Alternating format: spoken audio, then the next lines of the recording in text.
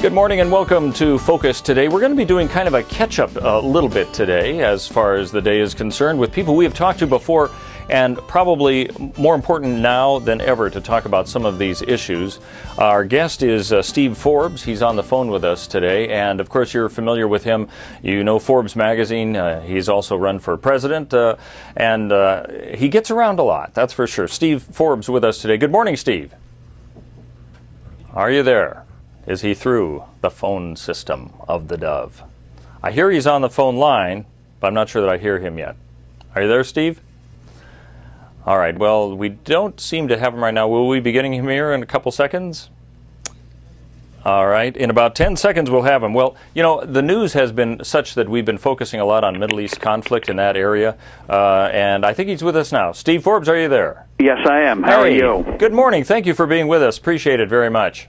My pleasure. You know, I was mentioning that when we look at the international news, it's kind of shifted a lot. The whole concept of the economy being the most important thing has just been, I think, slightly sidelined from the news standpoint because of what's happening in Egypt and so on. But this is certainly an issue that we need to be talking more about. And if I can review this a little bit, was it back in 1995 that you first officially kind of proposed the flat tax of about 15%?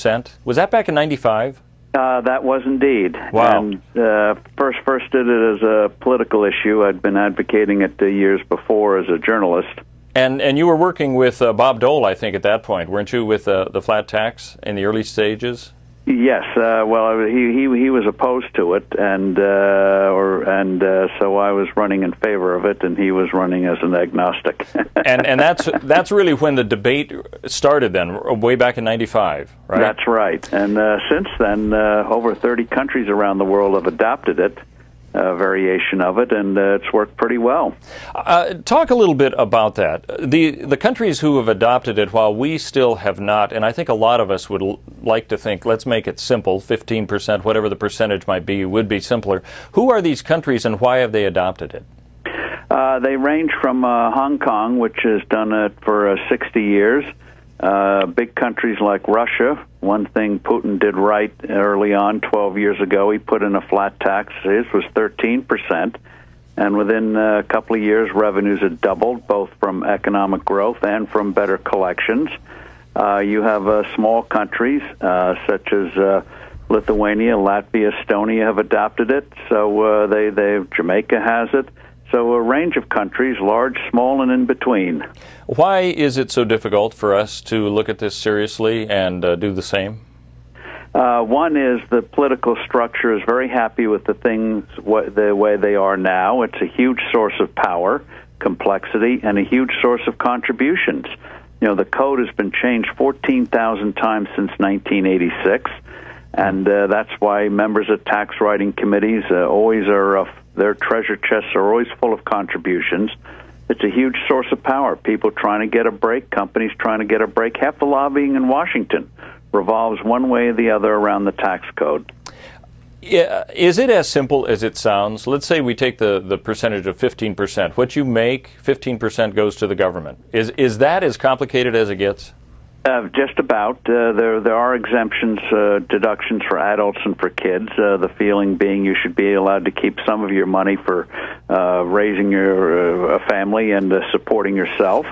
And so, say a family of four, your first $46,000 would be free of federal income tax, no tax on savings, and no death tax. I always believe that you should be allowed to leave the world unmolested by the IRS. But you could literally do your tax return with a few keystrokes on your PC or a single sheet of paper. All right. Now, and perhaps the reference to the other countries that you mentioned might be coming into play with this question, dealing with what's it going to take for us to be able to move towards finally having this?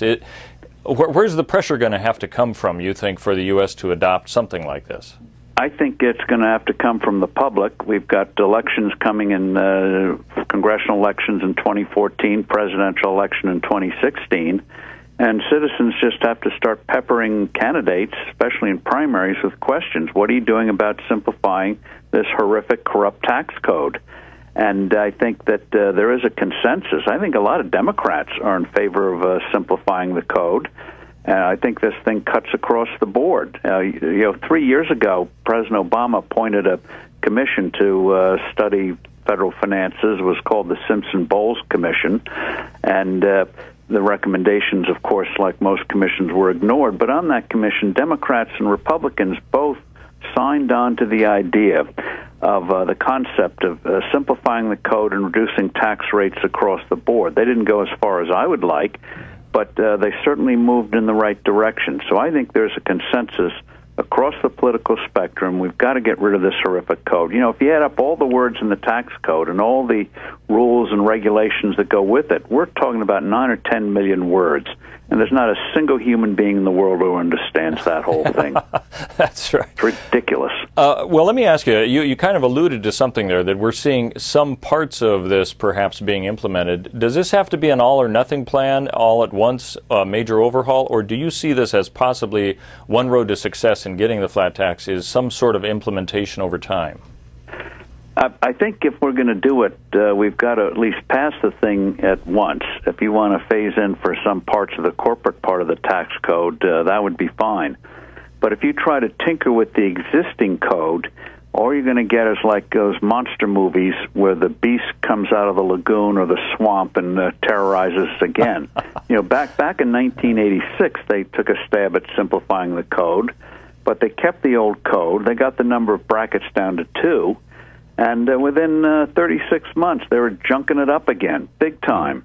So I think we just got to kill the beast and start over. Let me ask you something. This just kind of comes to mind, and I'm not sure how successful these have been, but we've seen some movies, for example, documentary. You mentioned this beast, like the monster from the Black Lagoon, and I've got the image in my mind of all of that.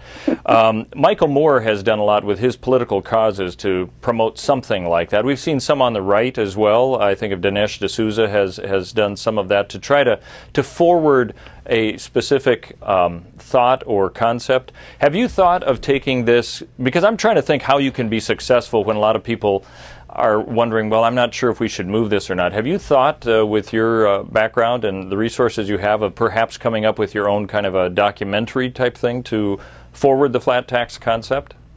It's not a bad idea, and I think online people could do very simplified versions of it, and I'd love to have a lot of people working on that. And one of the things that could be done is when you put in the new flat tax, is because people do get hung up, well, I lose this deduction, well, I lose that deduction, and they don't focus on all the savings they're going to get, is give people a choice. Hong Kong does a variation of this. Give people a choice between taking the new code, or if you lack self-esteem and you want to go through all the rigmarole of the current code, you can stick with the current code and file under the complicated old code. See which one is better for you. Let me just give people a choice. Let me have you respond to one of the arguments that the flat tax might increase the tax burden on the poor and make it easier on wealthy Americans. How do you see that? Actually, the nice thing about it is by removing all the junk from the code, you can't hide income anymore. If you make it, you pay it. And in terms of lower income people, this thing was designed so that their tax burden would not go up. And because it would lead to a more vibrant economy, they would have more prospects of improving their incomes, improving their job skills. And certainly with the unemployment and underemployment we have in our economy today, with a lot of part-time jobs and a lot of people who like full-time, I think flat tax would be just what the doctor ordered. Growth is good for everybody, but lower-income people would not pay more. In fact, they'd pay less under a flat tax than they do under our current arrangements. You know, I have a feeling that you, probably the questions I've been asking, you have been asked so many times that you're thinking, what do I have to say to make people really get it at this point? Let's look down the line, because you're a person who likes to see where we're going to be and what we need to do now to make the changes. We're in a relatively prosperous time, if I can use that term. People without jobs don't see it that way, but certainly the Wall Street and stocks are doing quite well, and from that perspective. Where do you see us in 5 years? Is that going to continue, or do you think there might be some changes? Oh, I think there's going to be a lot of change. I think you're going to see a real push for tax simplification. So I think we're going to get that in radical form, real reform in 5 years. I also think we're going to see reform of how we treat the dollar. One of the reasons why we're in the mess we're in today is trashing the value of the U.S. dollar, making it uncertain. It's like changing the minutes of an hour in the clock. It just creates confusion and hurts growth. So I think you're going to see reform of the dollar, reform of the tax code, and I also think you're going to see positive reform on health care. Clearly, Obamacare, the Affordable Care Act, is falling on its own complexity and inherent contradictions and expenses. You know, the White House the other day, without any legal authority, announced they're going to postpone at least the big business part of it for a year, which raises the question, if you're doing it for large businesses, why don't you do it for individuals? Let them have a year before this thing kicks in. So I think that thing is falling apart, and I think there's going to be a real push to have a situation where patients are in charge again instead of third parties and bureaucracies. Well, I'll tell you what, if you decide to come up with a movie to help move us so that in 5 years we're not in a worse situation than we are now, I think you need to incorporate the monster from the Black Lagoon. And you can give us credit for that, all right? You're right. Steve Forbes, thank you very much. It's always great. I'm glad I had the chance to finally talk to you. Perry's talked to you a couple times. This is terrific. We'll keep looking at your thoughts there and see what the next thing might be, because I think we're going to be hearing more about this. And thank you for being on with us today. Well, thank you. It's a pleasure. Thank you. All right. Steve Forbes with us here on Focus today. Coming up, we have Susan Allen, who's the author of a book called The Remarkable Ronald Reagan. Yeah, so start thinking about what you think is remarkable in your own definition. We'll find out hers as well. That comes up in just a couple minutes right here on Focus Today. Hi, I'm Paulina, and I work at theDove TV. Did you know that when you support theDove TV, you have a profound impact, not only in our community, but around the world? It's your continued support that takes the inspiration and hope in the programs we produce and makes them available to the thousands of people who are watching these videos online every week. Help bring encouragement and hope to our valley and beyond by making a secure online donation today at our website, thedove.us.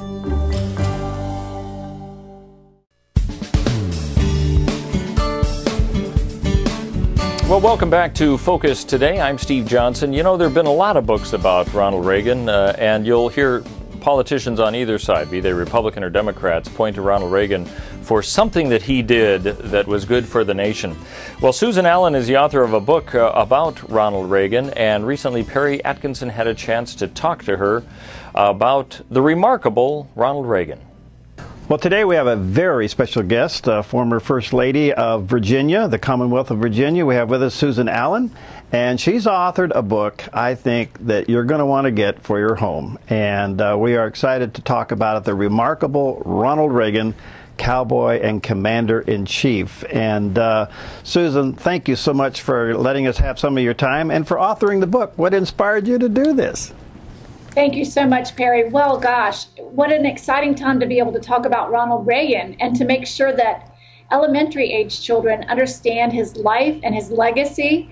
I think it's more important today than ever before. We live in a time when young people communicate with tweets and snaps and little quick sound bites on their electronic devices.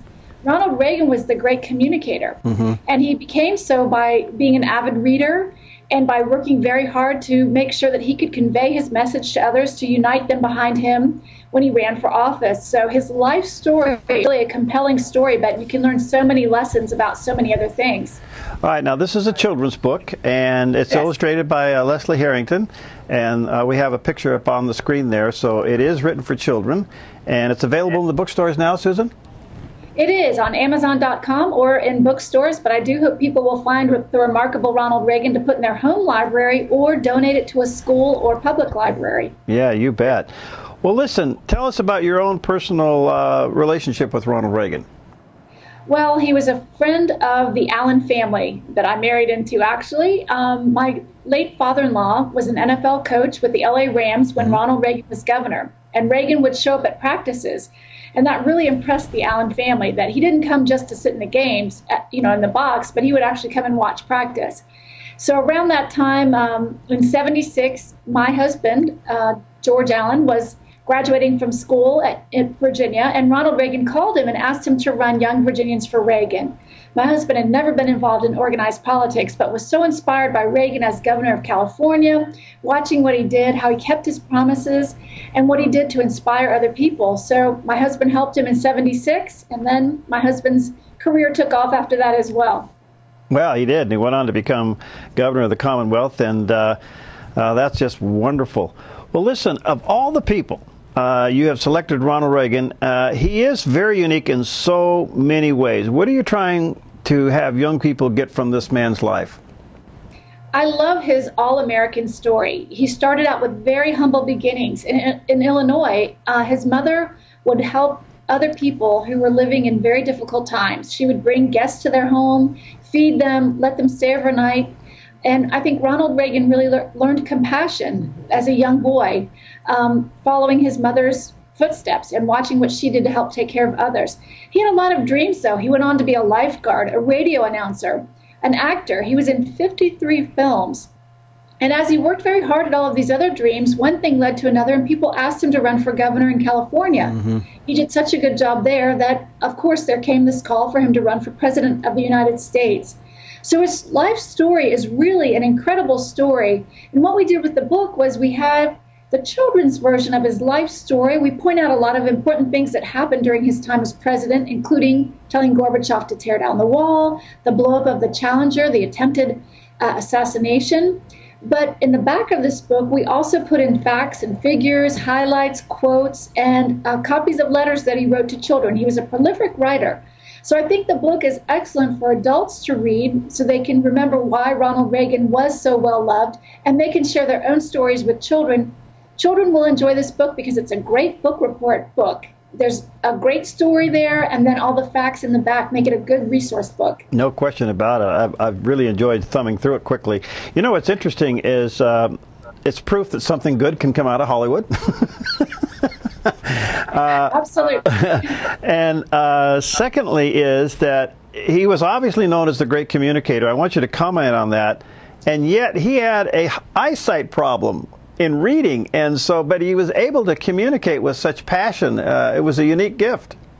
He was an avid reader, as many people were in his day, but they say even on a movie set, he could be found backstage reading books. And that's really the start to great communication, is being a great reader. So I encourage young people to read as much as possible. Using their electronic devices is great. It's all well and good. You can get a lot of information there, but there's nothing like reading a book. And Ronald Reagan went on to give wonderful speeches, and he saw that he could motivate people. And so when he had ideas about lifting America up, about making sure that we all had pride in America again, he was able to unite the country with those thoughts and impressions by being an optimist. Another great quality to have as a human being, no matter what your purpose or calling in life is, to be optimistic about it every single day. Ronald Reagan led by example. And I think he was really one of the greatest leaders of our country, not just helping people here in America, but in fact people around the world. You can still talk to people today who say Ronald Reagan deserves all the credit for being their voice while they were held behind the Iron Curtain or in oppressed lands elsewhere. So Ronald Reagan did in fact change the world. No question about it. How did his faith play into his leadership role? Faith was an important part of Ronald Reagan's life. His mother made sure that he and his brother went to church with her every Sunday. Again, she was a very compassionate person and lived out her faith by taking in others who were less fortunate. Ronald Reagan often would write scripture in the margins of his speeches. He would sometimes quote scripture. He didn't have any fear in mentioning God or his faith. And in fact, when the Challenger exploded and he gave this wonderful talk on television that evening to the American people to try to calm them and say, we can't really understand how this could happen, why it would happen, but we know that these astronauts have now touched the face of God. It was his way of comforting the nation at a very difficult time. Mm-hmm. After the attempted assassination, he also felt a renewed surgence in what he needed to do with his life. He felt like God had spared him, and that he needed to get out there and work double time to make things happen so that America would be strong and would be seen as, from everybody else around the world, as the greatest nation on earth. You know, he actually really put meaning behind the phrase, the art of compromise, because he was able to use that to advance his agenda. He was. And the other thing I think very important about a great leader is that they can put their differences aside with a fellow human being and still remain friends. I think it's interesting that 26 years ago, he went over and told Mikhail Gorbachev to tear down this wall. Something very brave and something very brazen. And we have a picture of that in the book. And yet, later on, he invited Gorbachev to come and visit him at his ranch. It was another dream come true in Reagan's life. After 8 years in the governor's mansion in California, he bought a ranch where he could ride horses every day. And he invited family and friends there. He invited Gorby there. And I think that was very telling of the type of man that he was. While he did not agree with communism and what it did to people, he did find that being warm and open with Gorby probably helped the relation between the U.S. and Russia. And so I think there's a tall man behind somebody who can do that. It's a very, very good quality to have. So of all the things when you did the research for the book, what are some of the facts that moved you the most? Well, Reagan's story as a young man is very interesting. We don't always know a lot about how people are raised and the influences in their life. I think it's funny that Reagan was a lifeguard. He was very athletic, not necessarily a star athlete, but he did try everything.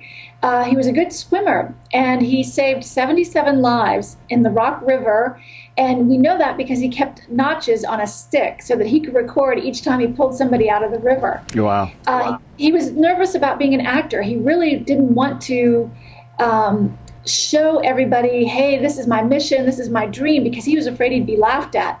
But a friend gave him confidence when he was out in California. He went and tried out. And 53 films later, and helping during World War II, making training films, Reagan really was a movie star. No question about that.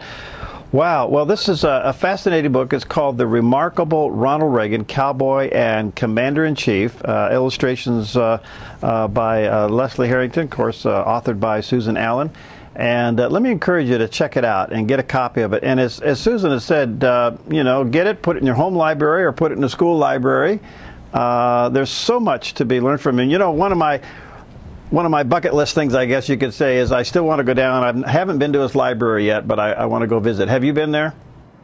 Yes, it is interesting. And of course, Young America's Foundation operates the Reagan Ranch. Mrs. Reagan agreed to sell it to Young America's Foundation because they are really in charge of carrying on Ronald Reagan's legacy, teaching young people. They have seminars for high school and college age children, but really nothing was being done for the elementary age group. And so Young America's Foundation has also partnered with this book.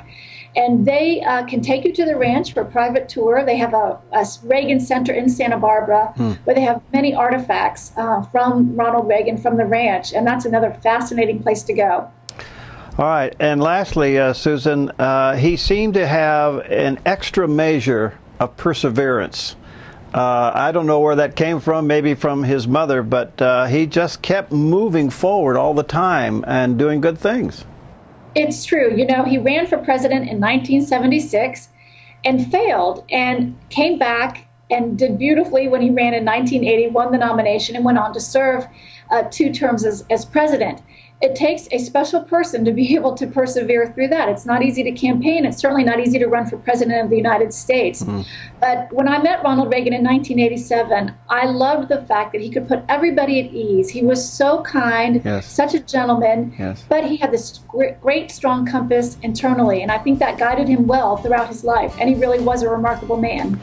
Well, thank you for your time, Susan, and thank you for what you're doing. I don't know if you're going to do a sequel to this or do an adult book about Ronald Reagan, but I think it's wonderful that you have done this and illustrated it the way you have for young people, because it is a legacy that needs to live on. That's true, and thank you so much, and I hope all of our listeners will check out The Remarkable Ronald Reagan. Susan Allen, the author, with us here on Focus today. Well, coming up, we're going to be getting an update on what is happening in the world around us as we check in with David Rubin. Of course, we've been seeing a lot and keeping you up to date with the violence that's been happening in Egypt. We'll be talking to him about his perspective and Israel's response, perhaps, coming up in just a couple minutes here on Focus today. Hi, I'm Daniel, and I work at theDove TV. You know, compared to Portland, Seattle, and LA, Medford might be considered a small market, but at theDove, we're excited about the opportunity to make a big impact right here in our community. And you help make that happen. Did you know that more than 90% of our income comes from people like you? You can help us now by making a secure online donation at our website, thedove.us, or by phoning 541-776-5368.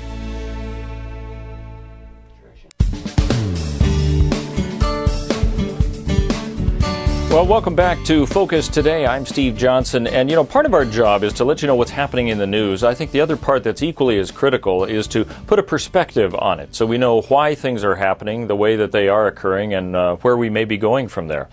And one of the guys that we like to have on that tells us certainly from his perspective that can enlighten us as to what's happening in the Middle East is David Rubin. He's a political expert on U.S.-Israeli relations, a former mayor of the Israeli settlement of Shiloh. He's also written several books. His newest book is called Peace for Peace, Israel in the New Middle East, and his previous book is The Islamic Tsunami, Israel and America, I should say, in the age of Obama. And he is with us today. Mr. Rubin, thank you for joining us. Appreciate it. Well, thank you. Good to be with you. I want to get the perspective of what we're seeing here and perhaps how you are viewing it as a person who's been right in the Middle Eastern focus of so many volatile situations. Here we have an Islamist president who's been there for a year, and all of a sudden, in its simplest forms, the public says, enough, we want to get rid of you.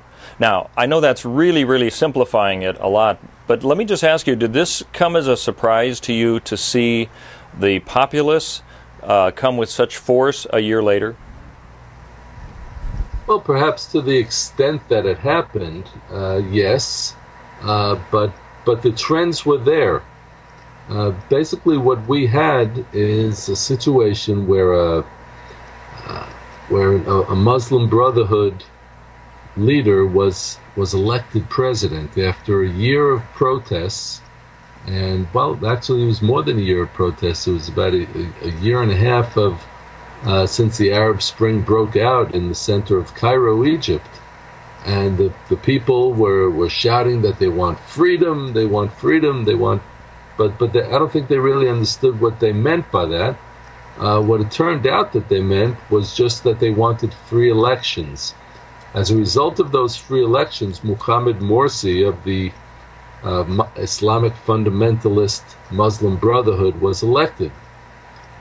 After about a year in office, people started to realize that what he had been concentrating on during that year in office, rather than dealing with an economy that was in total shambles after a year of rioting in the streets and just total decimation of the Egyptian tourism industry, and even before that, the economy wasn't in great shape, but this really did the job to it.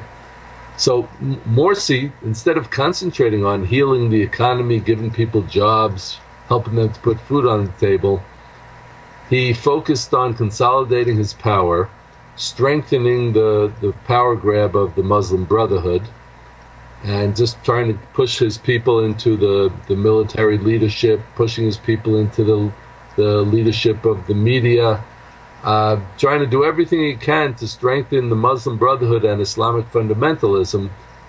But that during that 1 year of office, it turned out to be a big mistake, because what he should have been doing is trying to heal the economy in Egypt, trying to get people back to work, trying to help people to provide a basic income for their families.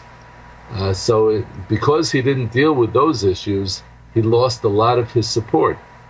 Well, I want to give an update right now. Even as of this morning, when we first started the morning show, 40 people had been killed in Egypt, and then we heard, I think, 48. Now 51 have been killed in Egypt just within the last day or so because of the uprisings going on there. The Islamists calling for an uprising right now. So let me ask you this. I think those of us on the outside, and I'm talking about really the rest of the world outside of the Middle East, looked at this saying, well, maybe this is an ideological shift of the populace in Egypt who said, we don't want what we think the Muslim Brotherhood represents. But you're saying it really comes down to the economy, stupid, almost like what Bill Clinton had said in the during his election. Was this a not so much a Muslim Brotherhood belief, but an issue of the economy that caused this uprising? Well, not only. It's a combination of factors. We have to remember that there's a very substantial minority of Christians in Egypt who have been persecuted in the past year. So right there you have a block of people that every single one of them is against Morsi and against the Muslim Brotherhood. They fear them terribly because of the persecution of the Christians in Egypt. So that's right there, one block of people. Then you have those who, for lack of a better word, could be called liberals. The liberal secularists who are obviously against this Islamic fundamentalism of the Muslim Brotherhood. And so they make up perhaps 15 to 20% of the population. So already we're talking about some 30% of hardcore anti-Muslim Brotherhood people. So if you add to that another 20% of people who generally identify with Islamic fundamentalism, but for them the priority is to put food on the table, so then Morsi and the Muslim Brotherhood lose a lot of their support, and it's kind of tipped the scales. So people who would have supported him in the past were not supporting him now, I would say. So in summing up, so ideologically, you have those who are strongly ideological, who wanted to get the Muslim Brotherhood out because they can't stand Islamic fundamentalism or they fear Islamic fundamentalism, and they're definitely less than half the population. But because you have a lot of Islamic fundamentalist sympathizers for whom the economy is more important, so that tipped the scales, and that's why this ended up happening. I have to also add on that the military, which is mostly former supporters of Hosni Mubarak, who was the dictator who had created a stable Egypt for about 30 years, but was thrown out in the past Islamic Revolution 2 years ago. So the military has long been a supporter of Mubarak, and they were just waiting in the wings for the right opportunity to go in and have a military coup. Well, so all of those factors combined to enable the overthrow of Morsi. Initially it looks as if there was a general uprising from the people. Don't know if the military is behind it. There's no indication that they were really the impetus behind it. But they're the ones who did the protesting. Military ends up coming around supporting the people. Now you have the Muslim Brotherhood. It looks like it's shifted slightly, the Muslim Brotherhood against the military. Are those the two factions that we can expect to see in this conflict? Or could there be 3 or 4 more options of people coming into play in this conflict? Well, what we're seeing right now is a backlash from the Islamic fundamentalists, the Muslim Brotherhood and their supporters and their allies, who are very upset about the military takeover of what was, after all, as terrible as the government was and as ideological and anti-freedom they were. They did, after all, get elected freely and free elections. So they're very angry right now, and you're going to see an increase in the demonstrations from the Islamic fundamentalists against the military takeover. What all the other people are going to do while this goes on, that remains to be seen. I think some of them are going to run for cover, but we may be coming to, unless the military can get a handle on this, we may be coming to a civil war before too long. Do you see the military as the wild card in all of this? We didn't know exactly where they'd come down in this issue, but now we're kind of seeing it. I guess they have to hold hard to the line that they're standing in now. This could get much more bloody, I suppose, from what we're seeing even now with the 51 deaths. Oh, it certainly could. We have to remember, and I really encourage your viewers to understand this, that freedom, American style or Western style, is not what we are seeing in the Islamic world in these times. The Islamic world does not know from those freedoms. That freedom doesn't just mean free elections. And what we have seen in the Arab Spring, the so-called Arab Spring or the pro-democracy movement, all that we have seen really is a demand for free elections so that they can put in the leadership that they want. But it's a very immature kind of request or demand for freedom. In a country like the United States, it took many years until that philosophy of tolerance and real freedom became ingrained in the people. And yes, the founding fathers had it. People like Benjamin Franklin were preaching real freedom, freedom of religion, freedom of speech, freedom of the press. They were preaching this a long time ago. But it took many years, many decades, until the United States started to give true freedom and true tolerance to all of its people. But now it's ingrained in the American psyche. But however, in the Islamic world, you don't have that. In the Islamic world, let's give an example. A poll was taken 2 years ago in Egypt in which they found that the Egyptians believe, and this is 80% of Egyptians, believe that a Muslim who changes his religion should be killed. And that a shoplifter who's convicted of a misdemeanor of shoplifting should have his hands cut off. Now, these are basic Islamic beliefs. And the definitions are certainly different. Yeah. It's very different from the American concept of freedom. All right, you know, I want to talk a little bit more about, just, it's speculative, I know, but what you think Israel might be playing in this role in the future, if at all, because, hey, you had the peace agreement with Egypt and all the rest. We're talking with David Rubin, the former mayor of the Israeli settlement in Shiloh, as well as author of several books, and we'll continue with our discussion in just a couple minutes here on Focus Today. Hi, I'm Paula, and I work at theDove TV. Every day we get letters and emails from people who've been encouraged, blessed, and challenged by the programs on theDove TV. But we couldn't do it without you. Did you know that more than 90% of our income comes from people like you? You can help us continue to bring inspiration and hope to our community by making a secure online donation at our website, thedove.us, or call us at 541-776-5368.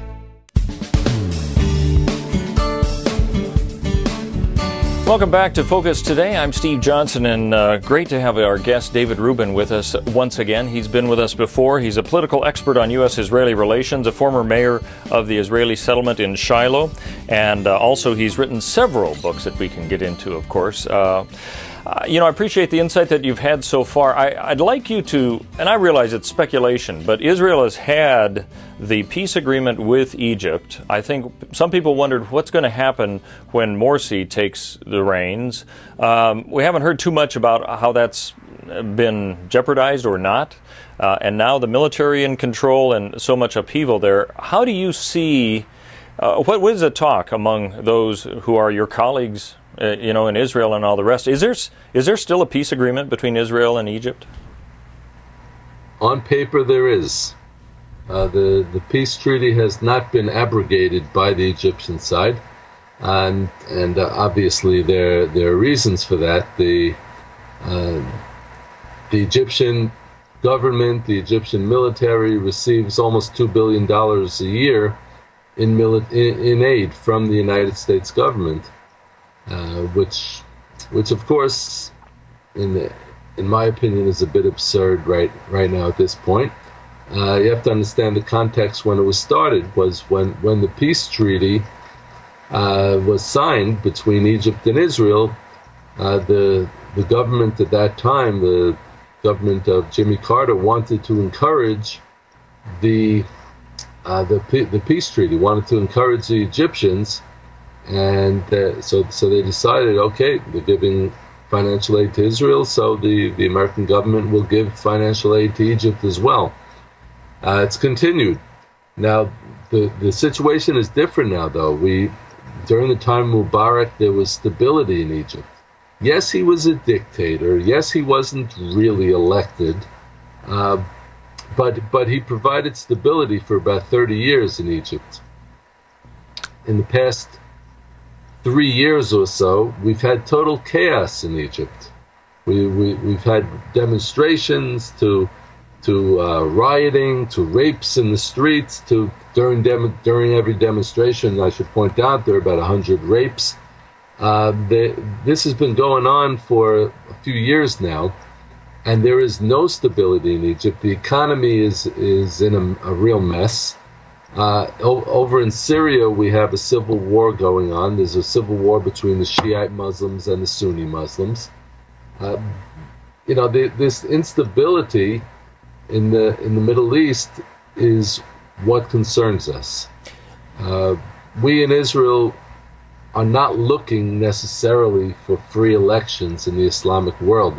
The free elections haven't provided anything of real value for any of these nations.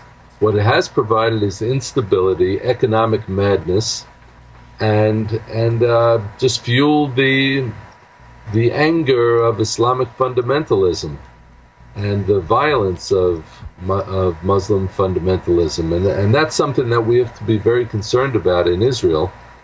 And what we would prefer having is stability on our borders, not this chaos going on today. Yeah, and I realize this next question is speculative, but from what you know how the Israeli government operates, what is the mode that they are in right now? I mean, I imagine it's some sort of a heightened awareness within the military, as if there's ever a time in Israel when it's not very heightened. But are there special things that you think are being implemented right now?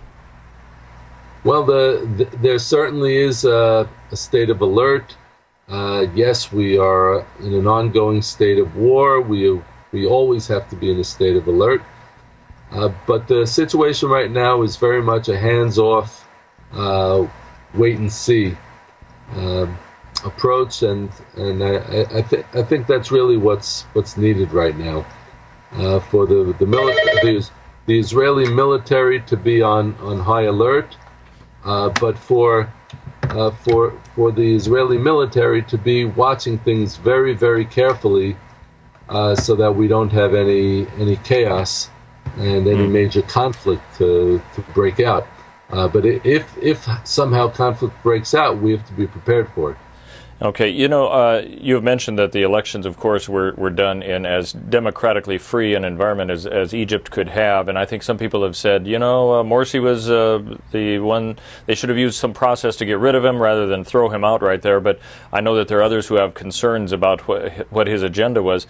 Why do you think that Americans should be concerned with the Muslim Brotherhood in a leadership role in Egypt? Well, the Muslim Brotherhood is a very problematic organization. You have to remember the Muslim Brotherhood was founded in 1928. It is the longest and most solid organizationally of all the Islamic organizations in the Middle East, but it is also one of the most radical.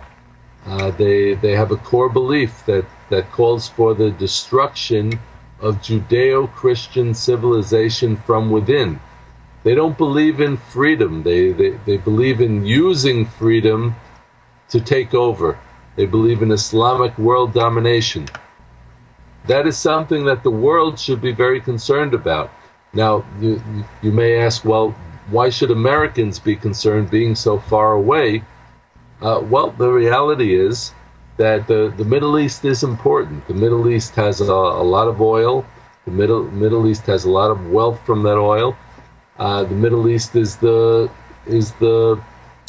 convergence of 3 different continents. It's a very strategic place. So if the United States understands that, and I know that every American administration has understood that, then Americans as a whole need to understand that the Muslim Brotherhood, being so contrary to American civilization being so contrary to the philosophy of tolerance and wanting very clearly and stating very clearly that their long-term goal is domination, world domination, I think they need to be recognized as a threat to the United States, as a threat to the free world, and they are a threat to the free world that's no less than Nazism in its early stages or communism in its early stages ever was. All right, I want to mention to our listeners and viewers that David Rubin is our guest, former mayor of Shiloh, Israel, written several books, and we go to him about the insight that he has on what's happening in the Middle East. We're talking, of course, about Egypt specifically now.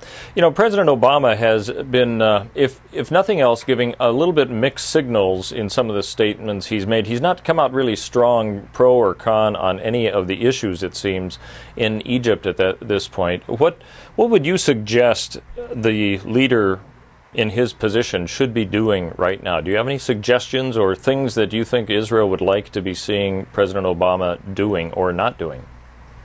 Well, I think that President Obama and the American administration would be strongly advised to just have a hands-off philosophy. I think that the situation right now where the United States has gotten on board with the Islamic rebels in Syria, I think that's a big mistake. I don't think that supporting people who are aligned with Al-Qaeda and the Muslim Brotherhood is a good idea. I don't think it's good for American interests, and I just don't see why invest all that money towards it. Secondly, in Egypt, we have a situation where the Muslim Brotherhood is fighting against a military coup. I think that the United States should just have a hands-off policy and just focus on healing the American economy. I think that's more important. And I don't think it's going to help American interests in the Middle East to be jumping on board with either the military in Egypt or jumping on board with the Islamic fundamentalists. I think, in general, a good American policy in the Middle East right now would be just have hands-off policy. Let the different Islamic nations work it out between themselves. If it leads to civil war, so it leads to civil war. That's there's not much that the Americans can do about that. There's not much that the West can do about it, and it certainly isn't much that Israel can do about that. We've only got about a minute left. I guess from what you've been saying, it sounds as if you're not surprised to see this backlash from the Muslim Brotherhood. It was something you could very well have expected in this case. Absolutely. Look, I've written about this in my book, The Islamic Tsunami. It's all clear. I wrote about it in my next book, Peace for Peace, Israel and New Middle East. The Islamic world is in a constant state of flux, and when they're going through a state of flux, they're going through violence and violent upheaval. It's not like in the West, where we wait 4 years and then elect new leaders, even if we don't like the leaders during those 4 years. The Islamic world doesn't work like that. It's a difference between civilizations, a fundamental difference between civilizations. And do you think what's going to happen there in the next, let's say, month or so could very well determine the future course for a large part of the Middle East?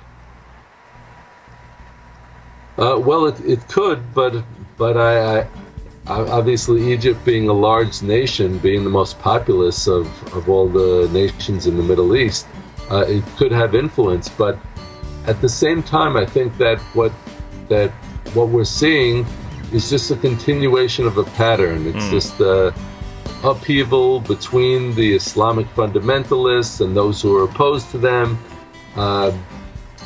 state of poverty in the Islamic world, and the inability of any countries that aren't oil-rich countries to heal their economies. It's an ongoing problem that I think is going to continue. All right. David Rubin, thank you for being with us. Appreciate it very much. You're welcome. My pleasure. We'll be checking in with you, I'm sure, in the future as well. David Rubin with us on Focus today. Thanks again.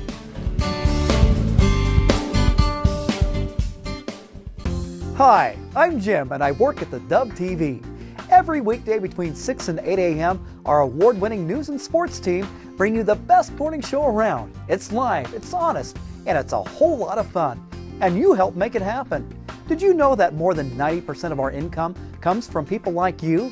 You can help us continue to air local programs that share your voice by making a secure online donation at our website, theDove.us.